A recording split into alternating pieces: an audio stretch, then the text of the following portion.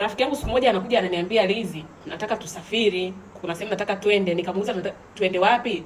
Akaniambia kuna bwana ambaye nimempata muda mrefu sijaje kukuambia, nilikuwa nataka tuone kwanza itakavyokuwa, kwa sababu rafiki yangu mimi kivuruga hatari.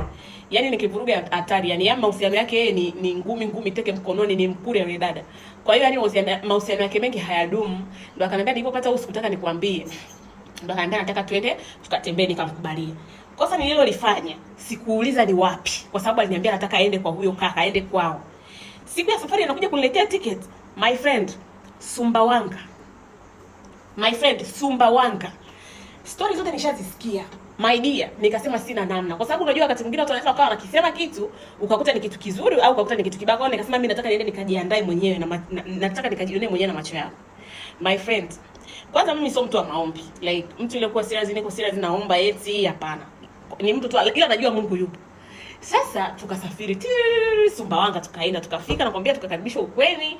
Tulipofika ukweni nakwambia usiku nakwambia ndo tumelala, nasikia sauti kama za wanyama wanalia. Nikawa namuuliza shoga yangu, unasikia? Namwamsha, unasikia? Ananiambia yeye nasikia, ni fisi hao. Sasa mimi siwajui, sijui kama ni fisi, ndo ananiambia ni fisi hao wanalia. Mara pap, mlango unagongwa, ngongo, mlango unagongwa. Nikasema Mungu wangu, nikamwambia wewe, mlango unagongwa, labda ni bwana wako amekuja. Ananiambia hamna, tuliambiwa kule, kwa sababu kuna muda yeye alienda kuongea na hiyo familia yako zake, mimi sikuwepo. Ndo akaniambia tumeambiwa mlango ukigongwa usiku tusifungue, ni wachawi. Nikasema he, wachawi wako wanagonga mlango? Akasema yes, yani wachawi na majini sometimes yanataka wewe ukubali kuingia. Yani somehow ndio kama wale wanakuitaga jina, ukiitika tu ni kama umewakaribisha ndani kwako. Au mlango ukigonga ukaenda ukafungua unakuta mtu hayupo, lakini somehow wameingia na huwezi kuwaona. Tukalala hapo naogopa, nakwambia natetemeka. Kesho yake ikafika, nakwambia tukaona watu, kuna sehemu watu walikuwa wanaelekea like unajua ile watu wanapita vijijini, unaona watu wanapita wengi. Ndio huyo bwana akawasimamisha, akauliza mnaenda wapi? Wakamwambia kijiji cha pili kuna mtu kauliwa, lakini kuna mganga kaja, ndugu zake wakahangaika, wakasema hajafa, kwa hiyo kuna mganga kaitwa, ndio kafika, ndio tunataka twende tukaone. Tukaenda. My dear, huyo mtu alikuwa kashakufa. Nakwambia kashakufa kwa sababu gani? Kwa sababu mimi nishakuonaga maiti. Maiti rangi zake zinageukaga, zinakuwa rangi ya kijani. Yaani kama ile nyama ambayo ishaanza kuharibika, kwa hiyo inakuwa na kijani weusi ule. Mdomo ushakuwa umeganda kabisa, yani mwili uko stiff, yani hata ukimgusa ni ile stiff kabisa. Yani ni mtu ambaye kashakufa, kwa sababu anasema alikuwa kafa zaidi ya wiki. Hajakula, hajanywa, ni zaidi ya wiki. Walikuwa wanahangaika kwa waganga tofauti, ndio wakaja wakaambiwa kwa mganga yule pambe, ndio wakaenda kwa huyo mganga, ndio mganga akaletwa. My dear, piga manyanga. Nakwambia mganga anazunguka, anaruka vishindo, nakwambia anafanya heka. Nikasema Mungu wangu, mwisho wa siku mganga avunjike, lakini kazi ya watu natia mdomo huko. Tumekaa, nakwambia tumekaa sehemu tumeangalia, lakini huko nasema Mungu wangu asije kainuka, watu wakaanza kukimbia. Watu washazoea. Huyo mtu akaanza asianze kukohoa. Anakohoa. Tukasema Mungu wangu, mambo ya kufufuana tena haya. Tukasogea, nakwambia mbele kabisa, tukasimama kwa mlimani hivi, lakini tukawa tunaona pale chini katikati. Mtu kaanza kukohoa. Wewe mganga akaanza kumuuliza kwanza, ulikuwa wapi? Akaanza kuongea. Nilikuwa kwa bi fulani. Huyo mama ambaye ndio anasemaga ndio mchawi hapo kijijini aloshindikana. Yani hata waganga washakuja nakuja hawajakubali kutolewa na hakubali kuondoka. Nilikuwa kwa bi fulani. Nilikuwa nalima. Nilikuwa nimechukuliwa Msukule. Na mimi hapa sikuwa hivi na hivi. Kaongea vitu kibao, kazi alizokuwa anakifanya, vyakula alivyokuwa anakula, mambo aliyokuwa anayafanya. Anasema wakati wanakuja kumfanyia ile manyanga pale alikuwa anawaona, na huyo bibi na waganga wachawi wenzake walikuwa wamemshikilia, hawataki kumwachia, lakini huo uganga ulivyozidi ndio akamwachia, ndio akarudi kwenye huo mwili wake, na najiona kabisa akiwa anarudi kwenye mwili wake. My friend, tuliogopa tunatete mimi nakwambia, jeshi kutoka unafanya nini hapo? Na kweli tulikuwa tumeenda kumwangalia, kwa sababu ile unataka kuondoka na ushahidi, inabidi usogee karibu uende kaangalie kitu cha ushahidi. My dear, tunatete mimi nakwambia, mtu akachukuliwa hapo hivi. Mganga akamuinua, akamwambia yainuka, kaa. Akaenda akachukua maji, akachanganya dawa, akamuogesha, ndio mtu kuzinduka kama amezinduka kutoka usingizini, ndio akalegea, mwili umelegea, rangi inaanza. My friend, so story za kusimuliwa ni story za kuona. Mtu anaanza kubadilika. Unaona ile rangi aliyokuwa nayo mwili, ile rangi ya uso wa kijani ile, anaanza kubadilika, anarudi kwenye ngozi yake ya kawaida ukiwa unamuona hapo. My friend, akabadilika rangi yake ya kawaida. Ndio huyo mganga akasema huyu inabidi niondoke naye na ndugu yake mmoja, watarudi baada ya wiki. Huyu inabidi niende nikampige dawa vizuri. Ndio kuondoka, ndio kuanza kusindikiza huko, watu ndio wanakijiji wanaimba, wanasindikizana huko. Nikasema Mungu wangu, huku wapi? Nikamwambia shoga yangu, huogopi? Akaniambia shoga yangu, mimi ndio nitakuja kuolewa huku, huyu bwana ndio nimependana naye, sina hata cha kuogopa. Nikamwambia maidi, huku watu wanaofufua, watu waliokufa, huogopi? Akaniambia mimi siogopi. Ndio tukawa tukilala kila siku milango inagongwa, nakwambia wewe usinaniliu, usifungue mlango. Siku hiyo usiku wakati tumekaa jioni tunaota moto hapo, wewe mama wetu akawa anatuambia hivi, nyie watoto amuogopi kuja kwenye vijiji vya watu, amuogopi vitu vibaya. Mimi nikawa nasema naogopa, yule binti akawa anasema mimi siogopagi, na mimi nikajifanya hata mimi siogopi pia. Akatuambia mna kweli amuogopi, tunataka tuwaonyeshe kitu huku Sumbawanga, kwa sababu msije mkaja tu mkaingia kichwa. akatupa dawa, akatuambia dawa kaogeni, hii dawa pakeni machoni, alafu usiku kuna sehemu nataka niwapeleke, ila mkae kwa mbali, msipige kelele, msiongee. My friend, tumepelekwa hiyo sehemu, ni katikati kuna mti mkubwa, actually ni mbuyu, alafu kuna mti mwingine umi, sijui ni mti wa aina gani. My dear, watu wako uchi wa mnyama, wamekaa na nyungo zao pale, wengine wamevaa irizi, wengine sio wamevaa kaniki, wengine vitambaa vyeusi, vitambaa vyekundu, wako pale. Watu wanakuja na fisi, watu wanakuja na fisi. Mtu amempakia fisi, anakuja anakimbia, anakuja anamweka hapo, anamfunga hapo, anakuja anakanda kwenye kikao chao hapo. Tukaambiwa jamani, msipige kelele. Baada ya hapo tukaenda nyumbani hapo, my dear, mwili unatetemeka. Alafu sasa watu ambao unawaona, watu ambao tuliwaona ni watu ambao wengine ni wajomba zake huyo kaka, wengine ni ndugu zao, wengine ni majirani ambao tunawaonaga siku za kawaida za mchana, sijui unanielewa vizuri. Ni watu ambao tunawaona. Nikaenda nikamuuliza huyo mama, hamuogopi labda kuishi hao siwache watawaroga sijui kitu gani? Huyo mama akasema huko kila mtu ana uchawi wake, kila mtu hapa tunazidiana. Kila mtu ana chama chake. Wao wana chama chao, sisi tuna chama chetu. Nikajiambia kimwamoyo, okay, kumbe na nyinyi mpo kwenye chama chenu Ni kesho yake nakwambia wakaenda wakatoka, nikamwambia yule bibi, naombeni mnioshe hivi na deliu. Naombeni mnioshe hizi dawa. Tulikuwa tunarudi nyumbani, unakutana na watu wanapita na ng'ombe usiku wa manane, maidia, unakutana na watu wanatembea barabarani uchi, unakutana na watu wa ajabu, unakutana na vitu vya ajabu barabarani. Nikamwambia mama, naomba unioshe hizi dawa. Usiku tulikwenda kwa, nikamwambia shoga yangu, huku ni ukweni kwako, sio kwangu. Na mimi nataka kuondoka. Kama utaendelea kukaa, wewe endelea kukaa, lakini nataka kuondoka. Kesho yake tukamka asubuhi, anaona akaenda kumwambia bwanake akaja na mama yake, ananiambia jamani, usiondoke, huku ni kwetu, huku hatuwezi kukuzuru, hamna kitu chochote kitakachokuzuru. Nyinyi wageni wetu, kwa hiyo hatuwezi kuwafanya chochote. Nikamwambia hamna, nimepigiwa simu, nataka kuondoka. Mama akaniambia najua ni uongo, hamna cha simu, hamna cha nini. Najua vitu vyote hapa. Najua jana uliongea na rafiki yako, kama akarudia maneno yote. Akasema sisi hapa kila mtu ana vyama vyake, lakini sio wote wa kuzuru. Mimi siwezi kuzuru, siwezi kuwazuru kwa sababu nyinyi ni wakwe zangu.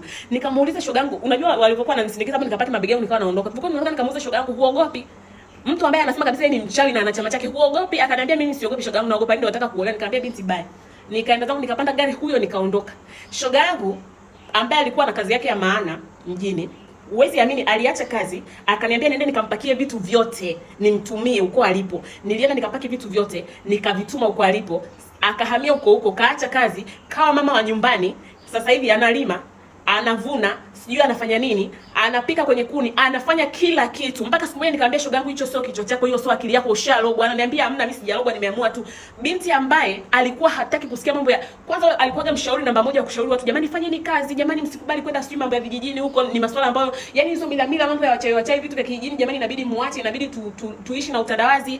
Mtu wa hivyo, mtu ambaye alikuwa hajui kushika jembe, mtu ambaye alikuwa hajui kupikia kuni, mtu ambaye alikuwa amefanya kazi tangu graduate, yani amesoma chuo, amemaliza chuo, alikuwa daktari mkubwa, ameacha eti anaenda kulima kijijini, anaenda kwa mama wa nyumbani. Unataka kuniambia huo sio uchawi? Lakini ndio hivyo, kila ukimwambia huo ni uchawi hasikii, haambiliki. Ndio yuko sasa hivi ana watoto 5. Ninavyokuambia sasa hivi ana watoto 5, amechoka. Ukimwona sasa hivi amekuwa mbibi mzee. Ndio hivyo, akaja akatuambia bwana, mimi sitaki tena tu tunaongea, sitaki tu tunapigiana tena simu. Mume wangu akasema achaneni kijijini. Kwa sababu sisi ni marafiki, kabidi wanitafuta waniulize, mbona imekuwa hivi, mbona rafiki yako yupo hivi? Ndio wakaniomba niwapeleke, kwa sababu sasa kule mimi nilikuwa nakumbuka, ikabidi niwapeleke. Lakini hapo kwa uoga, my dear, nikwambie kipindi hicho wakati nimeendaga kule ule usiku, ilibidi mimi naomba. Ilikuwa mimi sio mtu wa maombi, my dear, nilimkumbuka Mungu, nilikuwa naomba. Ikabidi twende, nikawapeleka ndugu zake huko kwenda kumuona. Wakwe zake wakatuambia sasa, huyu ni wa kwetu, huyu kashakuja kwetu na hakuna namna yoyote ambayo mnaweza kumchukua. Huyu ni wa kwetu, kashakuwa mwali wetu, kashaingia kwenye chama chetu, kashaingia kwenye familia yetu, hakuna namna mnaweza kumtoa.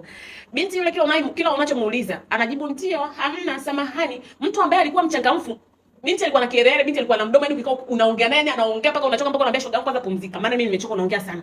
Amekuwa mpole, haongei, hafanyi chochote, yupo tu kama taira. Akiambiwa nenda kufanya kitu fulani anainuka anaenda anafanya. Nenda sifika nini anaenda, anangeu, ana alama, amekuwa mbaya, mwili umechoka, mwili una alama. Unamuuliza wewe hizi alama ni za nini? Unapiga anasema yeye ni mume wangu, ni mapenzi, ni mahusiano, ni ndoa, hamwezi kuingilia ndoa yetu. Kwa hiyo hata akinipiga ni mume wangu, nikikosea haina shida. My dear, mtu ambaye kila siku alikuwa anasema fanyeni kazi ili mjitegemee wenyewe, ili hata wanaume wakitaka kuwanyanyasa msinyanyasike kwa sababu eti mna maisha yenu. Sasa kaenda kabobea kijijini. Ndo amekuwa mtu sasa ambaye ndo ameishi maisha ambayo alikuwa anawaambia watu wasiishi hayo maisha. Mamake akasema hapana. Huyu mimi nitamchukua tu huku kijijini, yani nitaondoka naye. Sasa huyo tulivyokuwa pale, huyo mamake mkwe akatufuata, akatuambia nataka kuongea na nyinyi. Kwanza akaniuliza kwa nini niwaleta hao. Nikamwambia hawa ni ndugu zake, kwa hiyo aliniomba mimi niwalete, afu ni mamake, mimi siwezi kumkatalia, ni mtu mzima huyu. Nilimleta tu waje kumsalimia mtoto wako, sababu tangu waje huku hajarudi zaidi ya miaka 9, hajarudi, kwa hiyo namuonea huruma, nikamwona nije. Huyo mama akaniangalia, akaniambia kielele kitakuja kukupoza siku moja, au vile vitu ulivyoviona ulisahau. Nikaanza kuogopa, my dear. Huyo mama wa ndugu yangu ni mama ambaye anasali sana, ni mama wa kanisani, ni Mromani actually. Ni mama wa kanisani ambaye anasaliji, sio ni wale mama wa novena, sio ni nini huko masuala ya Kiromani mnajua nyie. Akapiga simu kanisani kwao, akawaelezea tatizo la mtoto wake. Akaambiwa sawa, sijui walichokifanya actually. Nikisema niwasimulie masuala ambayo yalofanyika kanisani sijui, lakini akaambiwa tupe siku 3. Tupe siku 3, tutafunga, tutaomba, sijui tutasali, sijui ndio mnaitaga sijui novena, sijui nini hivyo. Wakasali. Siku ya 3 huyo msichana akatufuata akamwambia, mama, nimechoka. Yaani nimechoka, nafsi, moyo wangu umechoka. Naomba unichukue kwanza unipeleke nyumbani, niende nipumzike, nimechoka sana. Wakaenda wakamwambia yule mama, wakamwambia tunaomba tuondoke na huyu binti. Mama akamuuliza huyu binti, akawa anamuuliza una uhakika unataka kuondoka? Akajibu ndio. Akawa anajibu tu ameinama chini hivi. Una uhakika unataka kuondoka? Niangalie. Binti akawa hamwangalia. Akamwambia nataka niondoke. Mama akasema haya, ondoke, lakini nitamrudisha wenyewe. Ndio kesho yake tukapaki vitu, tukaondoka na huyu dada.